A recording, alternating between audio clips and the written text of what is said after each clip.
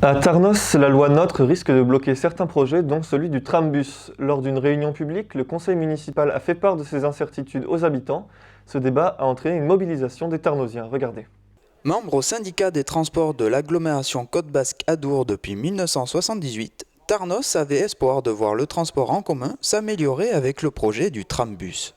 Il s'agit de la réalisation d'une colonne vertébrale, de deux lignes structurantes, l'une partant de Bayonne Nord en direction de Biarritz, en passant par le centre-ville de Bayonne. Et l'autre ligne concerne directement la ville de Tarnos, puisque cette ligne partirait du quartier Garros à Tarnos, sur la RD 810, pour traverser le centre-ville de Tarnos en direction de Bayonne.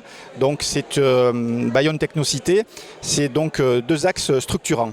Aujourd'hui, l'incertitude d'intégrer le nouveau périmètre des transports en 2017 devient inquiétant pour les Tarnosiens. Nous sommes confrontés à l'application de la loi NOTRe sur la nouvelle organisation territoriale de la République, avec une particularité pour la ville de Tarnos, puisque nous sommes situés à la limite entre deux départements, et il se trouve que sur le département situé plus au sud va se constituer un établissement public de coopération intercommunale à l'échelle de 158 communes. Or, jusqu'à présent, Tarnos, comme je viens de vous l'indiquer, était adhérente du syndicat des transports de l'agglomération de Bayonne, composé de 5 communes, Bayonne, Anglet, Biarritz, Bidart et Boucau, et de 2 communes supplémentaires, Saint-Pierre-d'Irube et Tarnos. Et effectivement, nous n'avons aucune assurance que le réseau de transport que nous connaissons aujourd'hui et que nous espérons développer dans un futur proche perdure.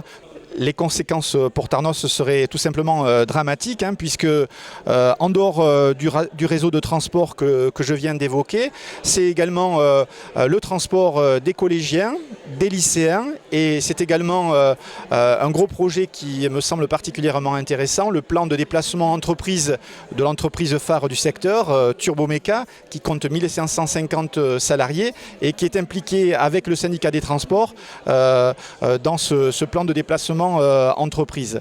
Malgré les échanges avec la préfète des Landes et le préfet des Pyrénées-Atlantiques, le conseil municipal a ouvert le débat avec les habitants afin de trouver une solution.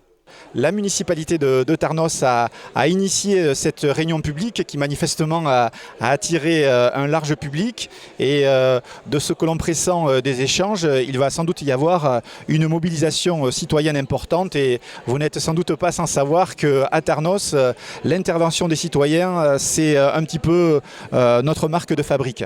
Donc là, à qui il faut mettre la pression?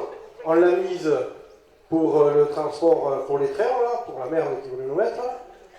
Maintenant, s'il faut la mettre à quelqu'un d'autre pour autre chose, on va le faire. Mais à qui? Moi, je pense qu'on peut réfléchir ensemble à construire une mobilisation citoyenne à Tarnos de ce niveau-là pour faire pression. Et moi, les premières cibles qu'il faut prendre, c'est les représentants de l'État.